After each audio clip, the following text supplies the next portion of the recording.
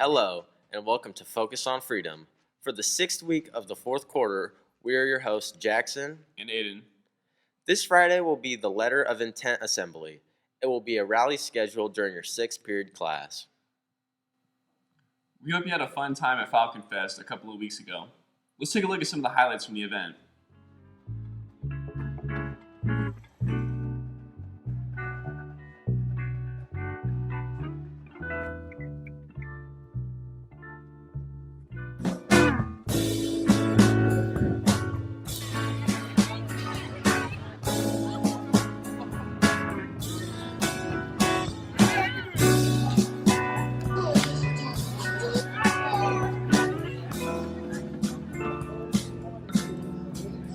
I got a wrap up on my windshield.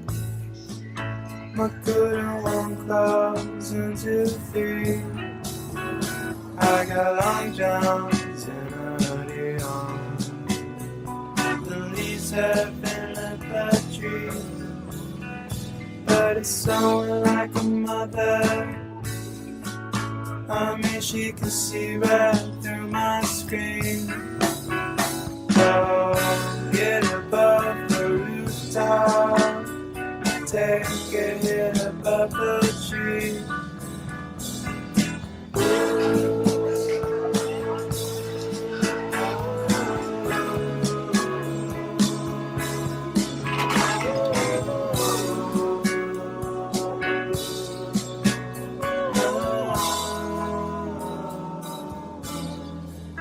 Watch the dogs and the kids down the block on the snow.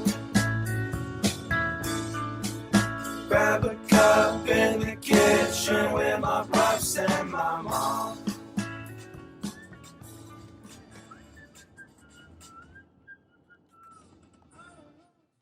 Wow, Aaron, that was impeccable editing. Yearbook Distribution Week is coming up next week. Please bring your student ID and cell slip as a reminder to pick up your book in J Staff parking lot behind J103. Extra yearbooks will be available for sale in limited quantity. It will cost $80 cash only. Let's take a look at a couple of interesting people at Freedom High School. The first is a new teacher who is actually a student at Freedom. Meet Mr. Jones. I'll find a better answer. So let's tell me when you're ready.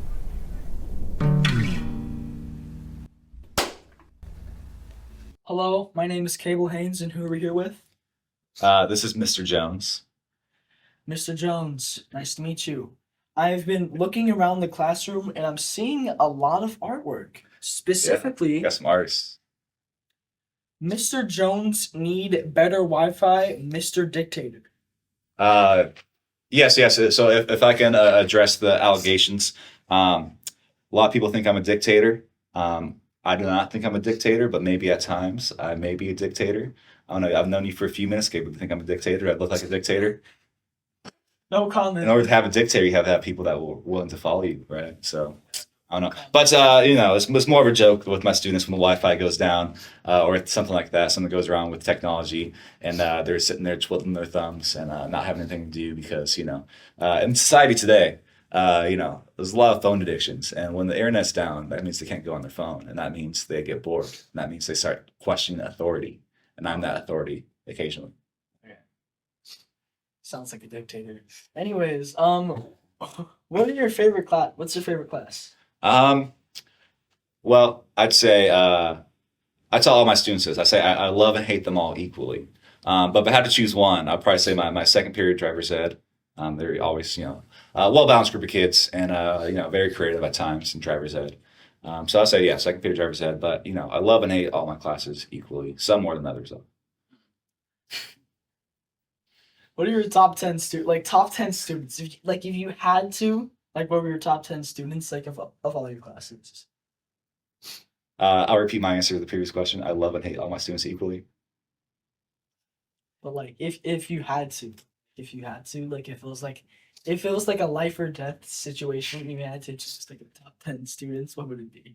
I'll go. I'll give you three. How about that? Okay, I'll go. I'll go Aaron. I'll go Hayden, and I'll go Kyle. Oh, this is awesome. So, I'm hearing a lot about Mr. Jones everywhere, and a lot of people Everywhere. Well, not, you know what I mean. Okay. But a lot of people are going into your classes. Some people go into your classes even if they don't have your class. Does this mean like you're the best teacher? No, there are plenty of better teachers. I think I'm just very accessible here in the first floor. I'm hoping maybe in the future I can move upstairs so I'm a little less easy to access. But there's always some knuckleheads coming in here during lunch times, not supposed to be. I need to start locking my doors. But it's kind of hard to remember sometimes. Yeah, you probably should lock your doors. I'll lock them. But You won't lock. anyway, Oh yes, uh, yes, your master pick lock. so I heard that you actually used to go to this school before you became a teacher. What were your favorite teachers, and what are your thoughts about them today? Yeah, so it is true. I used to go here as a student. I graduated in 2018, so I was here, from 2014 to 2018. It's not too long ago in the grand scheme of things. A lot of teachers that are here right now, I had as a student myself. Starting at the top, my freshman English teacher was Dr. Amaro. I have fond memories of him as a teacher. And then all around, I think I really enjoyed my history classes. I had Mr. Appel for world cultures. I had Mr. Dunn for world history. And those two are still around here at Freedom. And I really learned a lot from them. They kind of really inspired me to become a history teacher and a teacher in general. So big props to all the teachers at Freedom. It's great staff here, especially coming back. It's been very supportive, knowing all these people. And, hopefully I can follow in their footsteps to become a great teacher as well. That is a very good answer. What was I gonna say? Okay, wait, we're gonna like go back to. That is a really good answer. What would you say like, what drew you to history? Like, what was so interesting about it? Also, did you have good grades in history when you were a student? Yeah, I'll start with the easy question. Yes, I was a good history student. Yeah, I always had A's in my history classes. And then I think history is or social studies in general. I think it tells us a lot about society and about life, right? Looking back on how things were done, looking back on what might have happened before can tell us a lot about the decisions we should make going forward. That kind of inspired me into college, majoring in economics and political science, kind of focusing on more the modern aspects of both of those. And then, using history as a guide as to things to look for in the future, I guess. Taking a deep breath. You go for it. I mean, Stop it. Did your friends make fun of you for your forehead in school? yes. Well, maybe not in school, but as you guys can tell, I don't know if the camera can get it, but Mr. Jones is balding to a high degree very quickly. Day by day, I'm losing more and more hair. Every day when I brush my hair in the morning, more and more strands fall out. It's very unfortunate. There's nothing I can do about it. It's bad genes. I've learned to embrace it, though. I think one thing that a lot of people should do, that they learn to take their weakness and flip it into strength. So I'm very comfortable embracing and making fun of my receding hairline because that makes it so students cannot hurt me. No one could hurt me based on my hairline because I'm unhurtable. It's salt off my shoulder. That is a really good answer. Personally, I think you would look perfect going for the Walter White, shaving Oh, off yeah? all the hair. Yeah, I can be like Mr. Landeros or Mr. Clark next year, right? Yeah, get a fedora. Yeah, also. maybe I'll come back next school year fully bald. No one will recognize me. Be like a new teacher. That'd be awesome. Mm-hmm. Okay, well, I think that's enough footage for the interview. So That's finished for the interview. Okay. nice talking to you. Yes, thank you very much, Cable. I'll Great see you interview. eighth period later. See me eighth period. Yes, I'm sure of it, as always. Okay. All right. Yep. Okay. There we go. All right, well. That was pretty good. Yeah, hopefully I made it fun. Wow, it was so much faster. Very nice, Mr. Jones. What a funny guy. Now let's take a look at John Hayak. Hello, class. Today I'm here with John Hayek. John Hayak. I got a few questions today for you, and I heard you're a little avid photographer. Is that Sure correct? Oh, yeah? That was a confident answer. Mm-hmm. All right. So, what kind of camera do you use?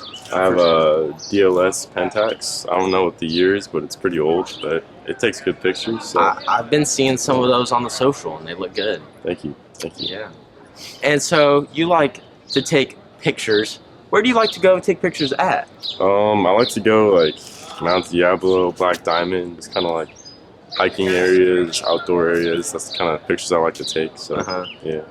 Nice. And, what do you do with these pictures? Do you take like 300 of them and then edit them down and keep like Yeah. 60? I take usually each time I go out, I'm taking like 200 pictures. Oh, wow. Like per like adventure, I call it. I guess. So, go out on your adventures, little pictures. Yep. Yeah. And what do you feel when you take these pictures? Does it make I just feel a rush of just being alive while I'm taking pictures. I'm like, damn, like I took that. So that's and no all one I else feel. can take that. Some people can. He can't. He tried a few times, but But he can't. no, he's alright. Because there's only one John, brother Hayak, out in the world. Yep. And I kind of want to get a little visual today. What's your photographer stance going? You get you get low, or you kind of get high? If I'm going for like a low shot, I'll probably like these, like this. Yeah. But then if I'm taking a a sturdy picture of stance? someone, I'll be like kind of like, so that kind of keeps me balanced. If you're going like this, Yeah. you can like kind of wobble. But if Here, you kind though. of do like your left foot front, your right foot back, kind of like pull the stance. Yeah. But You ever hit any of those prone shots? the prone shots, Yeah. like my stomach. Yeah. Sometimes. Yeah, sometimes I'll do that. It's And- only for like the really low ones though. Yeah. Get down, get the gophers. Yeah. Get the goal. All right. So thank you for your time today, Mr. Photographer. Thank you. Thank you. It was for a having it was me. a pleasure It was today. I love this. I love this too. I love you too. We should make out. Hayak, you silly goose. Here's your daily Falcon Pride reminder. Be positive. Be positive by making sure you say hello and how are you to one of your teachers today. That's it for this episode of Focus on Freedom. Thank you for watching, and go Freedom Falcons. Falcons. Or Freedom Falcons.